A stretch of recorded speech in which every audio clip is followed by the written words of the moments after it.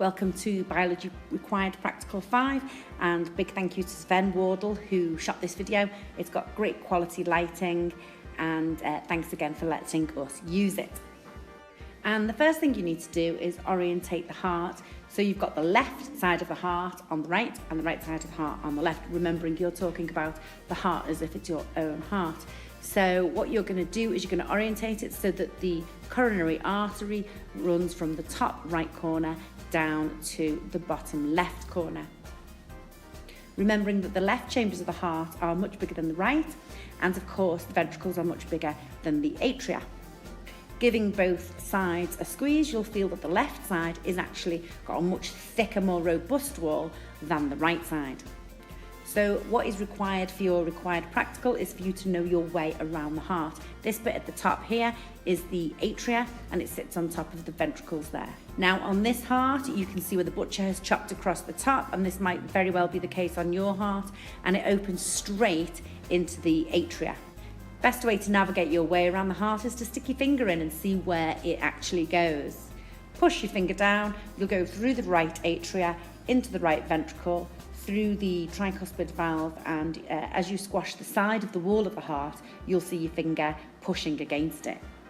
Exploring the left side of the heart, if you stick your finger in the hole at the top there, into the pulmonary vein, carrying oxygenated blood from the lungs back to the heart, you can see the atria sitting on top of the ventricles, and you can feel how thick the muscle wall is there. It's not as thick as the left ventricle. Okay, and exploring the other blood vessel there at the top, if you stick your finger all the way through there, you'll end up pushing it into the right ventricle. So therefore, we're able to notice that that must be the pulmonary artery that will be carrying deoxygenated blood back to the lungs.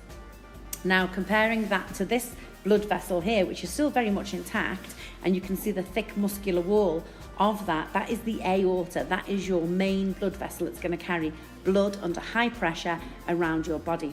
So sticking your finger in that, you're going to end up pushing it, and you'll go right into the left ventricle there, and you can feel with your other finger how thick that muscular wall actually is. So before you dissect the heart, have a look at it from the outside, the gross structure, find your way around it, take some photographs, and then annotate those photographs and notice all the main features. So where will we make our first incision? Well, we're going to go work parallel to the coronary artery, and that will take us straight down the centre of the left ventricle. Now you're going to have to cut quite deep, and you might take a couple of strokes with the scalpel as you open that up. So your incision is going to start in the upper part of the ventricle, and you're going to work it down towards the apex. And as we move through this dissection, we get some really excellent shots.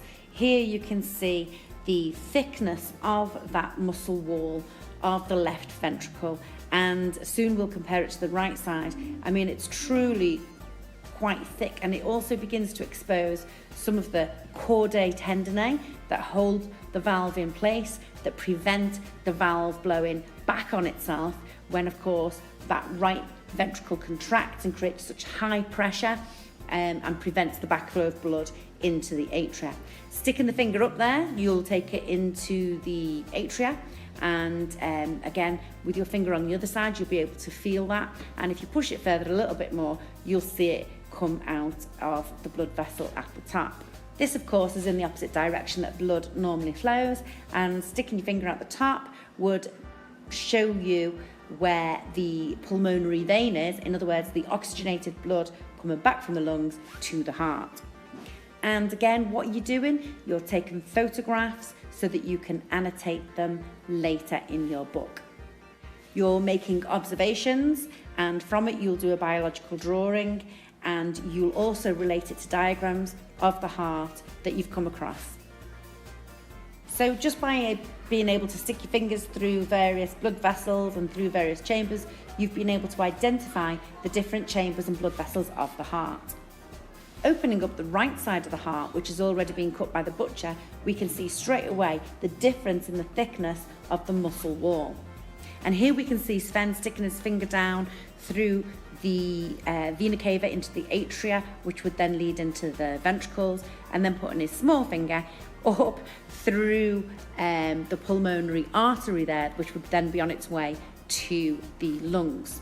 We're going to go back to the left side of the heart and continue the cut all the way through into the right atria. So continue to cut all the way up through the atria, and we'll open that up and we'll be able to expose the bicuspid valve. And what a lovely shot this is. As we open it up, remove a couple of blood clots there, we can see all the chordae tendineae, the valve tendons that are holding that bicuspid valve in place.